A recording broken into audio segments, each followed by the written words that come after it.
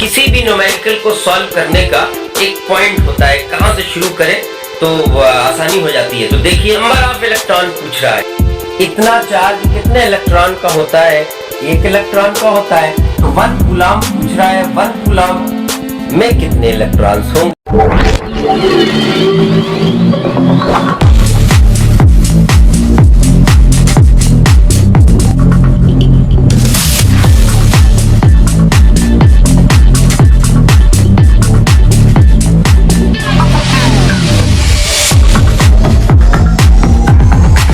Hello my dear students, आज हम एक दूसरा चैप्टर शुरू करेंगे। आपने फिनिश कर लिया है classification and periodicity in elements, ये केमिस्ट्री का पोर्शन था। आज आपका फिजिक्स का पोर्शन शुरू होगा। Name of the chapter is the electricity. Electricity हम आज शुरू करेंगे। तो what do you mean by electricity? Electricity एक बहुत ही कॉमन टर्म है जो आपकी डेली लाइफ में यूज होता है, बोला जाता है, और आप इलेक्ट्रिसिटी के बारे में खूब अच्छी तरह से जानते भी हैं कि इलेक्ट्रिसिटी क्या होती है, लेकिन साइंटिफिक हवाले से नहीं जानते हैं। कॉमन हवाले से जानते हैं आपकी इलेक्ट्रिसिटी क्या होती है, लेकिन अगर आप साइंस के हवाले की जब बात करते हैं तब वहां पर आपको पढ़ने की जरूरत पड़ जाती है कि what is electricity. Basically electricity is a form of energy.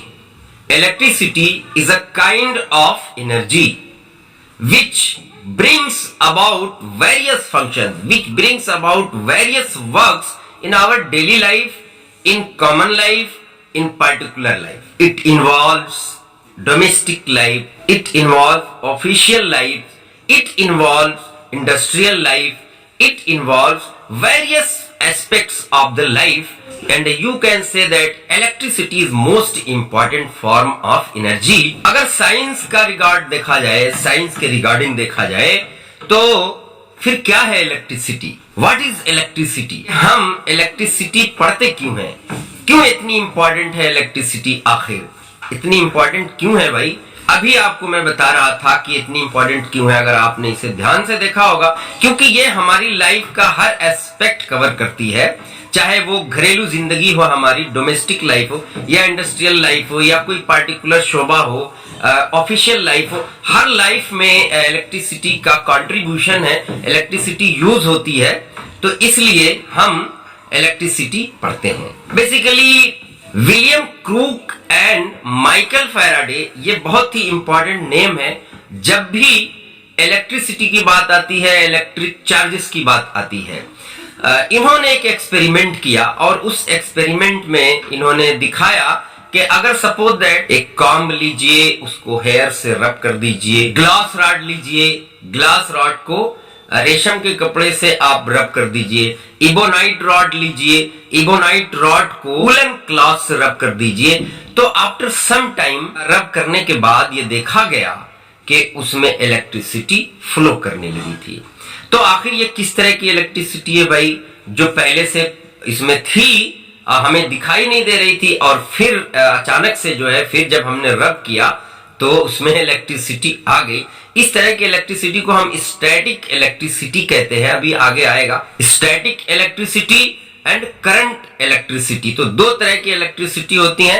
ये चार्जेस के बेसिस पर, चार्जेस के आधार पर दो तरह की इलेक्ट्रिसिटी, स्टैटिक इलेक्ट्रिसिटी और करंट इलेक्ट्रिसिटी। उससे पहले अभी बहुत कुछ बाकी है, जरा देखिए आप। तो इस एक्सपेरिमेंट से विलियम क्रूक और माइकल फैराडे ने यह साबित किया कि जो मैटर होते हैं, मैटर के अंदर ऑलरेडी चार्जेस प्रेजेंट होते हैं, और वो चार्जेस जब तक नहीं एक्टिव होते, जब तक हम उन पर कोई एक्टिविटी नहीं करते, आसमान में जो लाइटिंग होती है, जो बिजली का कड़कना, बिजली का गरजना, ये भी एक तरह की स्टैटिक इलेक्ट्रिसिटी है, ये भी एक इलेक्ट्रिसिटी है। इसमें भी पावर है जो पहले से छुपा होता है, लेकिन जब लाइटिंग होती है तो उसमें ये उभर के आता है। तो ये भी एक तरह की इलेक्ट्रिसिटी है।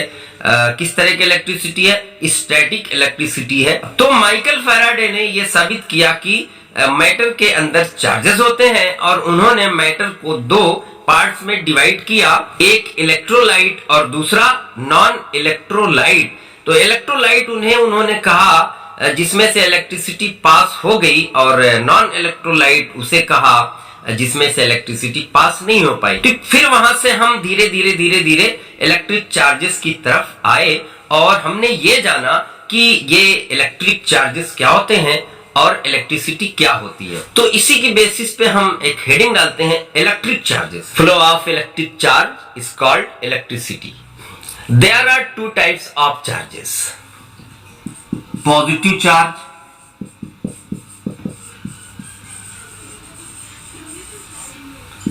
And negative charge. By convention ये माना गया, बहुत सारे लोगों ने, बहुत साइंटिस्ट ने, बहुत सारी ऑर्गेनाइजेशंस ने ये माना कि ग्लास रॉड को जब हम रेशम के कपड़े से रब कर देते हैं, रगड़ देते हैं, तो वहां से जो चार्ज जनरेट होता है वो पॉजिटिव चार्ज जनरेट होता है। और इसी तरह से जब इबोनाइट रॉड को वुलन क्लॉथ से रब किया गया तो वहां से जो चार्ज जनरेट हुआ वो नेगेटिव चार्ज जनरेट हुआ, तो उसे हम नेगेटिव चार्ज कहते हैं। तो there are two types of charges, positive charge and negative charge. Now what is the characteristic feature of positive and negative charge? Same charges repel from each other. एक जैसे charges एक दूसरे से दूर भागते हैं, हिंदी में टर्म दिया गया प्रतिकर्षित होते हैं, प्रतिकर्षण, रिपल्जन जिसको हम कहते हैं अंग्रेजी में, रिपल्जन। तो जो सिमिलर चार्जेस होते हैं वो एक दूसरे से रिपल करते हैं, similar charges ripple from each other and opposite charges attract each other. Opposite charges यानी जो एक जैसे चार्जेस नहीं हो वो एक दूसरे को अट्रैक्ट करते हैं और सिमिलर चार्जेस दूर भागते हैं एक दूसरे से। ये इनका कैरेक्टरिस्टिक फीचर है। The unit of charges, unit of charge is coulomb. Unit of charge is Coulomb. Defining 1 coulomb of charge. 1 coulomb charge is that quantity of electric charge which exerts 9 into 10 to the power 9 Newton force on an equal charge present at 1 meter distance from it. इस तरह से हम define करते हैं किसको, 1 coulomb charge को। जब दो इलेक्ट्रिक चार्जेस 1 मीटर डिस्टेंस पे रखे हों तो उसमें कितने का फोर्स एक्सर्ट होता है, 9 into 10 to the power 9 Newton का फोर्स एक्सर्ट होता है, और इसी को हम क्या कहते हैं, 1 कूलम ऑफ चार्ज कहते हैं। फिर उसके बाद स्टडी हुई और आपने पहले भी साइंस में पढ़ा है, कुछ केमिस्ट्री में पढ़ा, रदरफोर्ड्स मॉडल में पढ़ा है, आपने जे थॉमसन मॉडल में पढ़ा कि जो प्रोटॉन्स होते हैं, प्रोटॉन्स पर कैसा चार्ज होता है, पॉजिटिव चार्ज होता है, और इलेक्ट्रॉन पे कैसा चार्ज होता है, नेगेटिव चार्ज होता है। न्यूट्रॉन पे कैसा चार्ज होता है, कोई चार्ज नहीं होता। तो इस तरह से जो बहुत सारे पार्टिकल्स हैं, जो इंपॉर्टेंट पार्टिकल्स हैं, फंडामेंटल पार्टिकल्स, उन पे चार्जेस जनरेट होते हैं, किसी पर पॉजिटिव, किसी पर नेगेटिव, और किसी पे चार्जेस कैंसिल आउट हो जाते हैं। हम इस तरफ आ रहे थे कि प्रोटॉन पे आखिर चार्ज कितना होता है। जो पॉजिटिव होता है वो तो होता है, प्रोटॉन पॉजिटिव होता है, लेकिन चार्ज कितना होता है, प्रोटॉन पे पॉजिटिव चार्ज होता है, और पॉजिटिव कितना होता है, 1.6022 into 10 to the power -19 coulomb. और इसी तरह से इलेक्ट्रॉन पे जो चार्ज होता है वो नेगेटिव होता है, लेकिन इसकी जो अमाउंट होती है वो प्रोटॉन के जितनी ही होती है, 1.6022 into 10 to the power -19 coulomb. तो दोनों चार्जेस की जो क्वांटिटी है, जो अमाउंट है वो बराबर है, लेकिन दोनों पे साइन क्या है, डिफर कर रहा है। तो प्रोटॉन पॉजिटिवली चार्ज पार्टिकल है और इलेक्ट्रॉन नेगेटिवली चार्ज पार्टिकल है। ये अमाउंट आपको पता होनी चाहिए, ये याद होना चाहिए। अब जरा सा एक न्यूमेरिकल सॉल्व करते हैं हम। न्यूमेरिकल है कि 1 कूलम चार्ज में कितने इलेक्ट्रॉन्स होंगे, 1 कूलम चार्ज में कितने इलेक्ट्रॉन्स होंगे, इसी को लिख लेते हैं।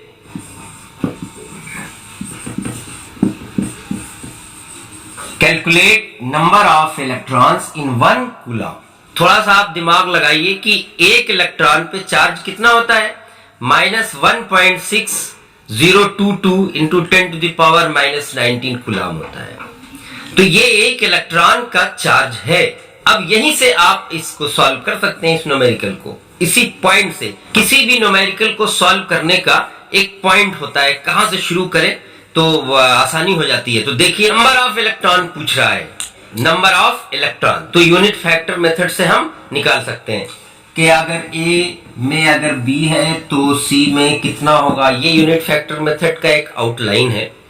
A में B तो C में कितना, तो क्या होता है, C में हो जाता है B upon A multiplied by C। ये यूनिट फैक्टर मेथड है, इसी से निकालेंगे हम। You can write -1.6022 into 10 to the power -19 coulomb.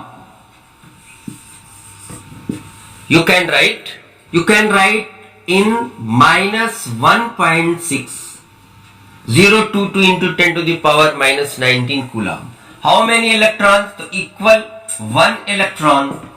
इतना चार्ज कितने इलेक्ट्रॉन का होता है, 1 इलेक्ट्रॉन का होता है। तो 1 कूलम पूछ रहा है, 1 कूलम में कितने इलेक्ट्रॉन्स होंगे, तो 1 कूलम में हो जाएंगे यूनिट फैक्टर मेथड से 1 electron upon 1.6022 into 10 to the power -19 coulomb multiplied by 1, तो इज इक्वल टू हो जाएगा आपका 1 इंटू 10 टू द पावर, ये पॉजिटिव हो जाएगा, ये जो पावर है नेगेटिव है इधर डिनोमिनेटर में, जब न्यूमरेटर में जाएगा तो पॉजिटिव हो जाएगा, अपॉन 1.6022 इज इक्वल टू हो जाएगा आपका, कितना हो जाएगा, इसको कैलकुलेट करके आप देख लीजिए कितना आ जाएगा कैलकुलेट करने पे, 6.25 into 10 to the power 18 electrons. तो एक कूलम में कितने इलेक्ट्रॉन्स आएंगे, 6.25 into 10 to the power 18 electrons. दूसरा, कंडक्टर्स एंड इंसुलेटर्स।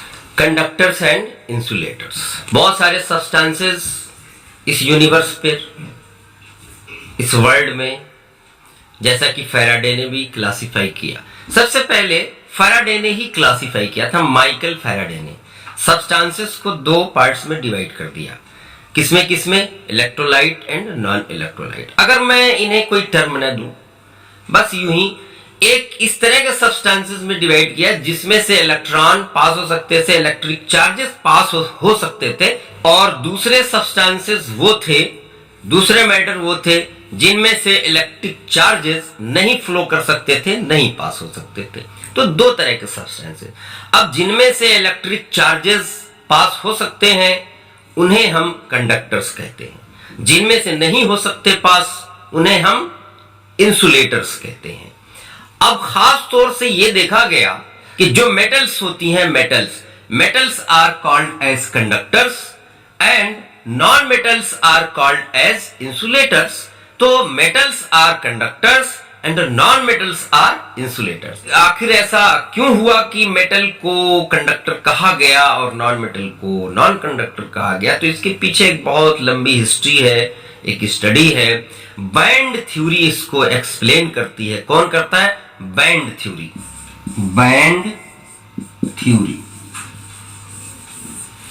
ऐसे सब्सटेंसेस जिनमें इलेक्ट्रॉन्स लूजली हेल्ड होते हैं, मतलब फ्लो कर सकते हैं आसानी से, उन्हें खास तौर से कंडक्टर कहा गया। और जिनमें इलेक्ट्रॉन्स टाइटली हेल्ड होते हैं, उसमें फ्लो नहीं कर सकते, तो वो नॉन मेटल्स हो जाती हैं, तो वो नॉन कंडक्टर्स होते हैं या फिर इंसुलेटर होते हैं जिनमें इलेक्ट्रिसिटी फ्लो नहीं कर सकती। बैंड थ्योरी कहती है कि there are 2 types of bands, conduction bands and valence band. ये हायर क्लासेस में पढ़ेंगे आप, 11th क्लास में, बल्कि 12th क्लास में पढ़ेंगे। Conduction band and valence band, there are 2 band. इस तरह से बैंड होते हैं, कुछ समझने के लिए ऐसे बनाया जाता है। मेटल्स के जो बैंड्स होते हैं उनमें तो बिल्कुल गैप ही नहीं होता है। ये आपका कंडक्शन बैंड CB मैंने लिखा और ये VB से डिनोट होता है। ये CB लिखा मैंने और ये VB लिखा। इस तरह से बैंड बनाया गया है। और इस बैंड में खास बात ये है, ये जो बीच का गैप है, ये दिखाया गया, ये गैप आप देख रहे हैं, ये गैप, इसी गैप का इसमें कमाल है। इलेक्ट्रॉन्स जो वैलेंस बैंड में होते हैं, अगर वो कंडक्शन बैंड में आसानी से आ जाते हैं तो कंडक्शन होता है, यानी उसमें चार्जेस फ्लो करते हैं। और अगर इसमें से आसानी से पास नहीं हो पाते तो चार्जेस फ्लो नहीं कर सकते। तो इसलिए देखा गया कि कुछ जो मेटल्स होती है या कुछ जो सब्सटेंसेस होते हैं सेमीकंडक्टर उन्हें कहा गया, उनमें देखा गया कि ये बीच का जो गैप है, यानी ये Vb और Cb वैलेंस बैंड और कंडक्शन बैंड के बीच का जो गैप है वो काफी छोटा है, यानी ये गैप काफी छोटा है, बिल्कुल भी डिस्टेंस नहीं। तो इसलिए इलेक्ट्रॉन आसानी से वैलेंस बैंड से कंडक्शन बैंड में जंप कर सकता है, इसलिए फ्लो पॉसिबल है। और अगर नहीं कर सकता, बहुत सारे सब्सटेंसेस, इंसुलेटर, उनमें क्या होता है, ये गैप होता है, ये वैलेंस बैंड और कंडक्शन बैंड में काफी क्या होता है, गैप होता है। ये देख रहे हो आप गैप, तो इस गैप की वजह से ये वैलेंस बैंड और ये क्या आपका कंडक्शन बैंड, तो यहां से इलेक्ट्रॉन फ्लो नहीं कर सकता आसानी से, तो इसलिए इसमें कंडक्शन पॉसिबल नहीं है।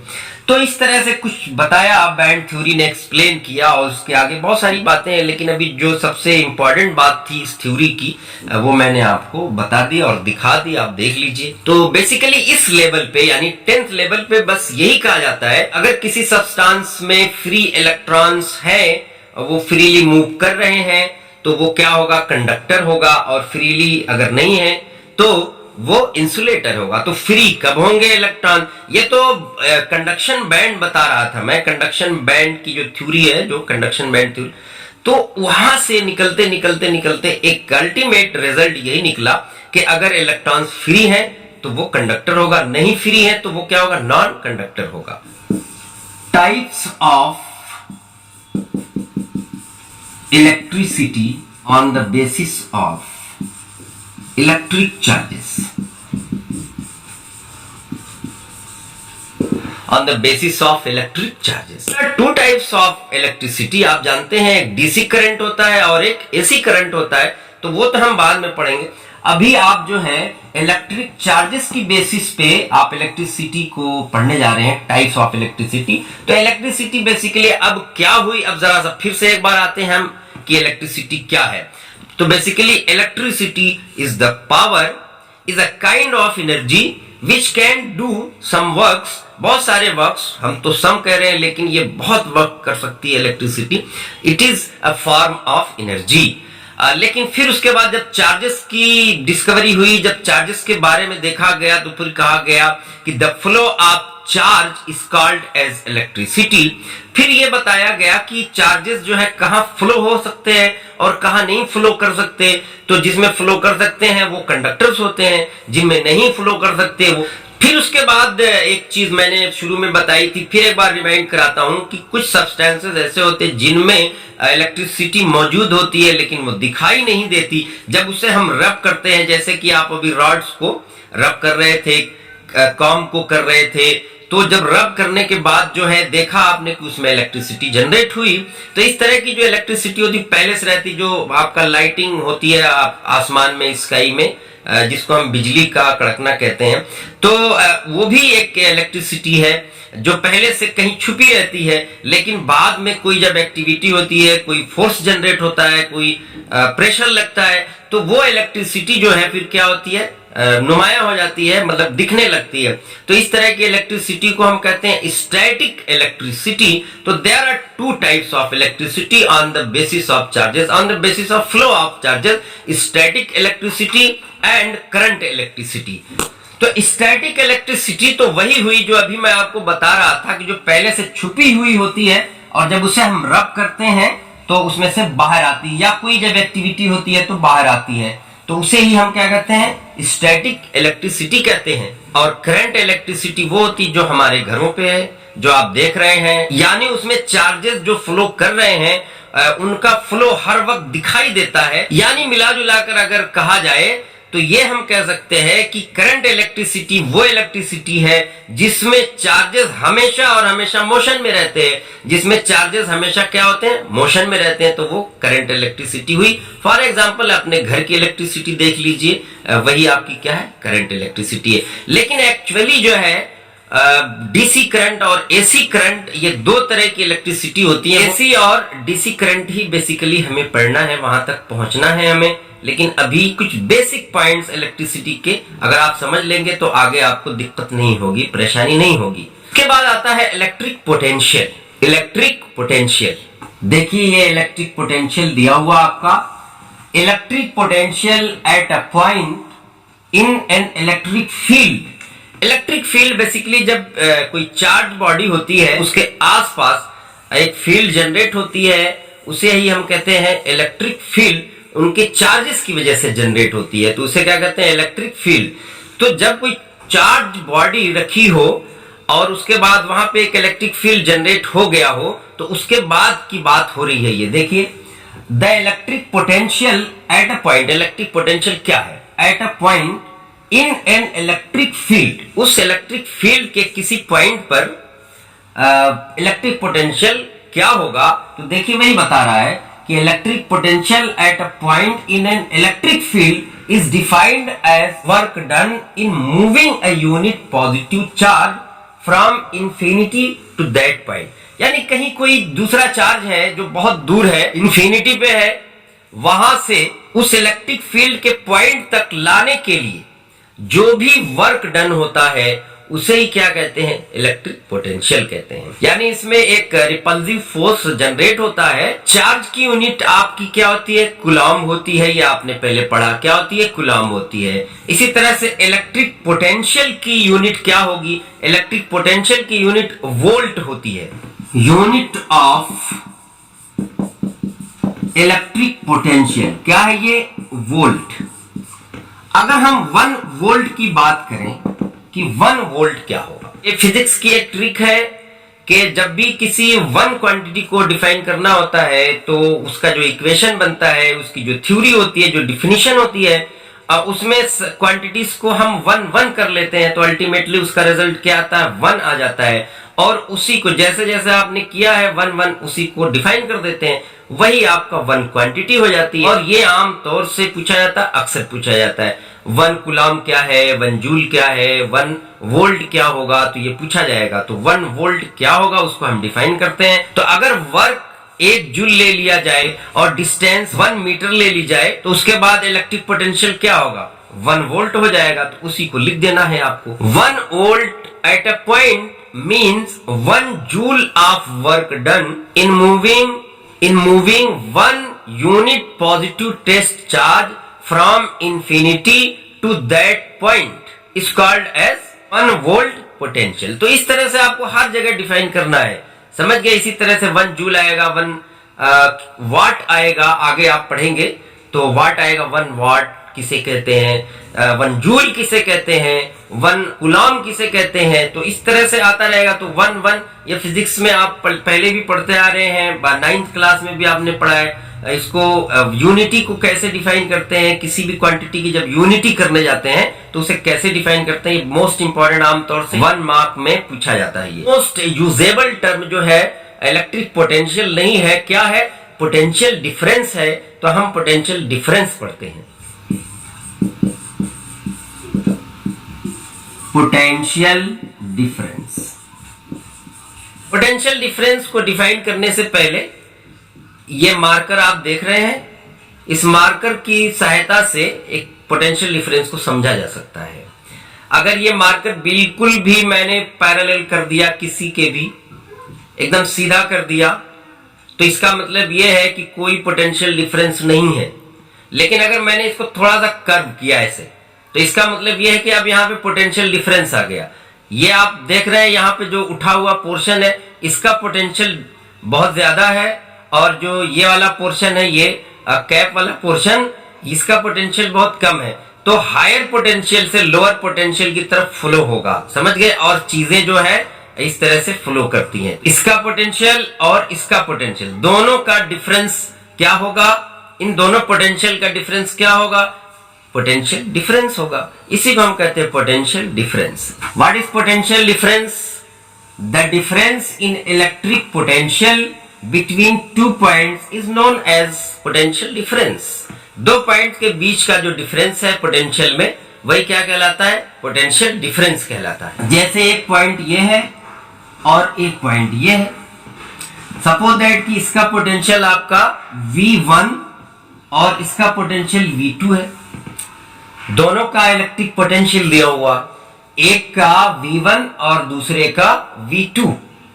अब इन दोनों का जो डिफरेंस होगा वही क्या कहलाएगा, पोटेंशियल डिफरेंस कहलाएगा। जब हम सर्किट की बात करते हैं, इलेक्ट्रिक सर्किट की बात करते हैं, तो वहां पर एक पॉइंट से दूसरे पॉइंट की बात करते हैं, वहां पर इंफिनिटी का टर्म हटा देते हैं। जैसे कि यहां पे देखिए, the potential difference between two points in an electric circuit is called as potential difference, which is work done to move unit charge from one point to another point. Electric circuit में एक point से दूसरे point तक की बात हो रही है, और उनके बीच का जो दो पॉइंट्स हैं, उनके बीच जो डिफरेंस होता है पोटेंशियल में, वही क्या कहलाता है, पोटेंशियल डिफरेंस कहलाता है। पोटेंशियल डिफरेंस को V से हम डिनोट करते हैं, और potential difference is equal to क्या हो जाएगा, potential difference V is equal to हो जाएगा आपका W by Q। V is equal to W by Q, जहां पे W क्या है, वर्क डन, V क्या है, पोटेंशियल डिफरेंस, और Q क्या है, इलेक्ट्रिक चार्ज। तो ये आपका एक इक्वेशन मिल गया, जिस पर हम बहुत सारे न्यूमेरिकल्स वगैरह भी सॉल्व करेंगे। तो आज के लिए इतना ही, उसके बाद फिर हम आगे की क्लास में कुछ न्यूमेरिकल सॉल्व करेंगे और फिर अगले टॉपिक्स को टच करेंगे। तब तक के लिए अख्तर सर को दीजिए इजाजत। Okay, bye.